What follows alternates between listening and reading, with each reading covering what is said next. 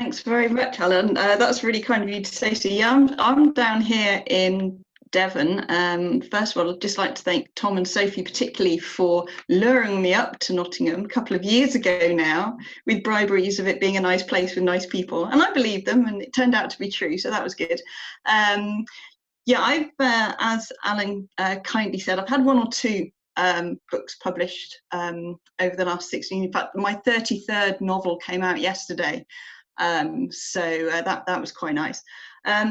But I must admit, I'm a bit of a fraud. I'm something of an accidental novelist. This was not supposed to happen at all. I'm supposed to be sat in some dusty library somewhere, translating medieval texts and writing learned papers that very few people would ever want to read. And then one day, 16 years ago, I found myself face to face with a Mars bar scone, and everything changed. It was my first day without children for 5 years. My youngest had just started school, and I was at that stage of parenthood where, love my children as I do, my brain had died, and I badly needed some sort of stimulation. And so I was sat, as I often am, in a coffee shop with a massive black coffee and a Mars bar scone. And if you haven't tried one, the recipe is on my website. And a story came to me from nowhere. I promise it came from nowhere. I wish I knew what had triggered it or where it had come from, but it just arrived in my head. I had never had any plans to be a writer ever, no childhood dreams, nothing like that. It just arrived in my head. And it was so powerful, it was driving me mad. I had to write it down. So I borrowed a serviette from the waitress in the cafe and a pen, because in those days I had crayons, obviously. I had a kid's colouring book, but it wasn't the thing. And I began to write this story down. And it just took over me. I just had to keep writing down. And I'll be honest, it was unbelievably rude, a pornographic rude. But it just came. I had to write it down. And I got it out of my system. And I'll be honest, I was quite shocked with myself that I'd written this thing, about things I haven't done and using words I'd never say. So I shoved it in my handbag, and I thought, I've got it out of my system, forget about it. But it sort of nagged at me a bit. And eventually I drove myself mad thinking about it, and I sent it off just to a short story publisher in the States, so that nobody in England would know that I had written this really naughty story, because I'm a nice person, and just don't do that. And to my shock, the story was taken into an anthology in the States, and that was just a fluky piece of luck which sparked off another 40 short stories, which led to 5 erotic novels written as KJB. And that led to my publisher at the time saying, would I like to have a go at writing something that I could show my grandma? So I said, yes, that would be great. I'd had this idea to write something pretty much based on something that happened in my own life, based on a what if I had taken a different path in life than I had taken, because we all have those crossroads moments in our lives. And I thought I'd quite like to write the other version, what I didn't do. What would my life have been like if I'd done this? So I took the plunge, and that book became Another Cup of Coffee, written as Jenny Kane. To my surprise, and I'm always surprised, I never take any success or anything for granted. I always think that the next book is going to die. I always think that no one will ever want to read my stuff. I completely believe I'm a total imposter. And I think that's quite healthy for most writers to believe that. And I'm not just saying that, I really do think I'm crap. And so people read the book, and so I kept going. Before I knew where I was, I had a writer-in-residence status at a cafe down here in Devon, which is really great fun. It means I get to sit in the corner of a cafe and just write. And of course, cafes are an endless source of information. So before I knew it, Another Cup of Coffee had been a series of 5 coffee shop-based type books. And I mean, don't get the wrong idea, they're branded romantic comedies, but we are miles and miles away from anything remotely twee. I tend to write about real life rather than anything saccharose or sugar-coated, if you will. So there I am, sat in the corner of Costa, writing away, and the coffee shop novels became a couple of Cornish romances. And then I thought I'd quite like to write something that took me back to my roots, because as I alluded before, I am a historian by trade. I was an archaeologist first, and then I went into medieval history because my real passion is Robin Hood. I am absolutely obsessed with Robin Hood, which is another fantastic reason to come to Nottingham, because every time I come up to the writers' school, I can go and sort of like you drool inappropriately at the statue, which I do often. And so I decided I would shamelessly use my PhD to write a series of novels, which I have done, called the Volvo Chronicles. There are 4 of those, the latest of which is the one that came out yesterday, which is rather fun. So if you like medieval murder mysteries, then you need to look for Jennifer Ash, which is my other name. I won't bombard you today with all my names because you'll never remember all of them. I barely do. And none of them are the real me anyway. So I did all this, and I decided that perhaps I ought to get an agent because I was having trouble keeping track of who I was and what I was doing. And I'm very, very fortunate in finding a lovely lady who took control of everything I was doing, told me to calm down and just write something nice and gentle, because there was a bit of lockdown murmurings going on.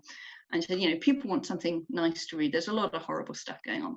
And so I started to write this book, which is Midsummer Dreams at Milgrange. A nice, big, thick, chunky book, because if you're going to write in lockdown, you might as well go wholehearted about it. And this has become the first series of what's going to be 4 books in all. 2 of them are out. I've actually written 3 of them. I've written about 400,000 words during lockdown. I'm actually developing a bit of a blister on my finger. So I thought I would just read a little from Midsummer Dreams at Milgrange. We will start right at the beginning. Thea Thomas checked her mobile. Emergency calls only. It was written in bold type across the top of the screen. She tried connecting to her Wi-Fi. Nothing happened. Relief made her shoulders sag, and a wide smile knocked away some of the nervousness she felt about starting a new job in an unfamiliar part of England. Here, she could avoid the constant barrage of social media alerts and unwanted texts, calls, and emails. Here, she could start over.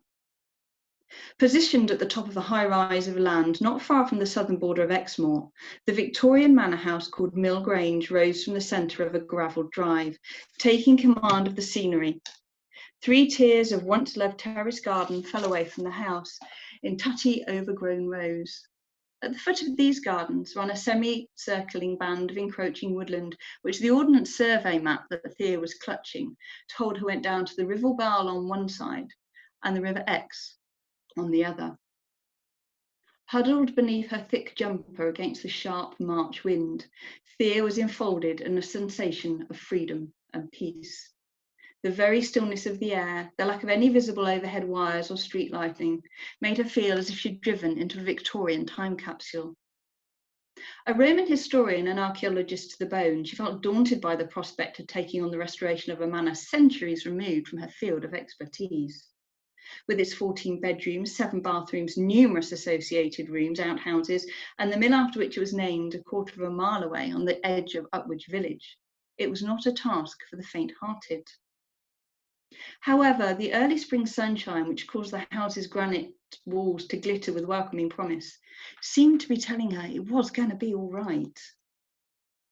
Alongside her Roman studies at university, Thea had trained in industrial archaeology and museum management and was well qualified for the job in hand. But this challenge to turn Milgrange into a heritage centre was vastly different from her last posting at the Roman Baths in Bath, and she could find herself prodding the outer edges of her comfort zone. At least she wouldn't have to face this alone. Her best friend, Tina, had been associated with the project for some time. Then there was the team of volunteers who'd been working on restoring Milgrange on a casual basis for at least 5 years. A tingle of anxiety dotted at Thea's palms as she wondered how they'd taken to be guided in their endeavours after pleasing themselves for so long. Flicking an unruly stray brown hair from her eyes, she circuited the outside of the manor house. Her boots made a satisfying crunching sound against the gravel as she attempted to banish her nerves, peering through each window as she went. The eclectic mix of original Victorian and reproduction furniture and artwork she saw within took her breath away. Squinting and pushing her eyes as close to the glass as she could, she studied the wallpaper. It was original, she was sure of it.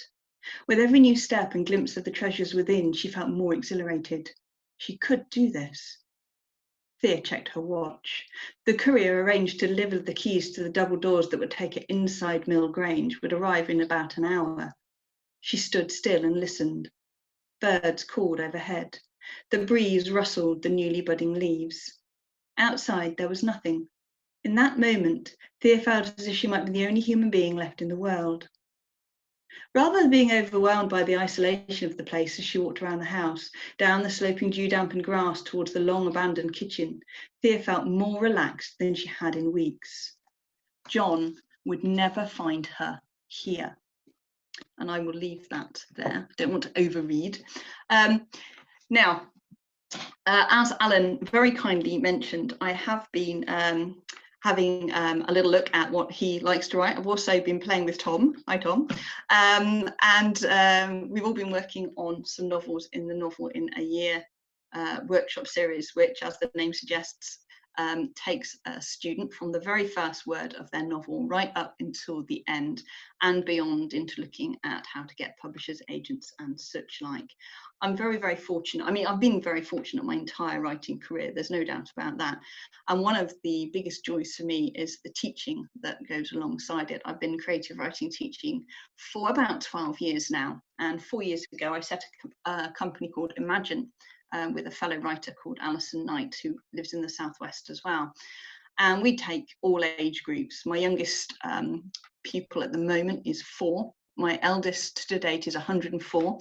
Sadly, I haven't seen her for a while. She's in a dementia home. We're trying very hard to get her memories down before they disappear. Not easy at the moment, sadly. So, as I said earlier, it was a great joy to me when I was invited to associate Imagine with the Nottingham Writers' School for the Novel in a Year. And the talent that I have seen over the last 5 years I've been running this course has been absolutely unbelievable. And I'm very proud to say now that I have 5 novels on my bookshelf that my students have written, 4 of which are with publishers, 1 of which is self-published, and there are others out there at the moment with discussions going on with agents and publishers. So I just like to mention that to prove it works.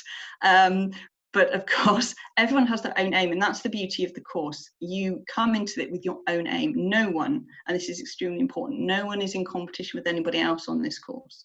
You go in with what you need to do for you. And the overriding aim is to have joy of the words that you're writing and, make the most of what you can do for yourself. And if that goes beyond and you can make other people happy with your words, or thoughtful or emotional, or whatever your personal aim is, then that's great. So thank you very much, Alan, Sophie and Tom, for inviting me this evening. Thank you.